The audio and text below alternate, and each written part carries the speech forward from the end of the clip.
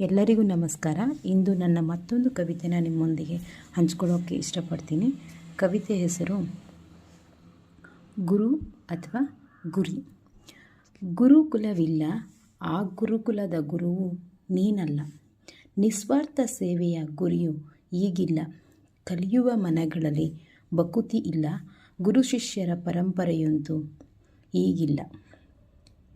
ನಿನಗೊಂದು ಹೊಸ ಹೆಸರು, ಅದು ಬೋಧಕ. ನೀ ಮಾಡುವ ಸೇವೆ ಅದು ಬರೀ ಕಾಯಕ. ನೀ ಪಡೆವ ವೇತನವೇ ನಿನ ಮಾನಕ. ದಂಡಿಸುವ ಹಕ್ಕಿಲ್ಲದ ನೀ ಬರೀ ಖಾಲಿ ಶಿಕ್ಷಕ. ಅಂಕಗಳ ಹಿಂದೋಗುವ ಪೋಷಕರು ಬೇಕಿಲ್ಲ ಅವರಿಗೆ ಕೃಷ್ಣರಾಮರು. ಮಾಡೆನ್ನುವರು ಮಕ್ಕಳ ಅಭಿಯಂತರರು. ನೀತಿ ಮಾನವತೆಯ ಗಾಳಿಗೆ ತೂರುತಲಿಯರು.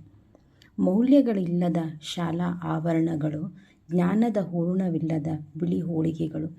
ಬೇಕಿಲ್ಲವರಿಗೆ ದೇಶ ಭಾಷೆಯ ಗೊಡವೆಗಳು. ಓಡುತ್ತಿವೆ ತುಂಬಿಸಲು ತಮ್ಮ ಖಜಾನೆಗಳು. ನಿಲ್ಲಿಸದಿರ ವ್ಯವಸ್ಥೆಯೇ ಈ ವ್ಯಾಪಾರ. ಪ್ರತಿಧ್ವನಿಸುವುದು ಎಲ್ಲೆಡೆ ಹಾಹಾಕಾರ. ನೀಡಲು ನಾಡಿಗೆ ಉತ್ಕೃಷ್ಟ ನಾಗರಿಕರ.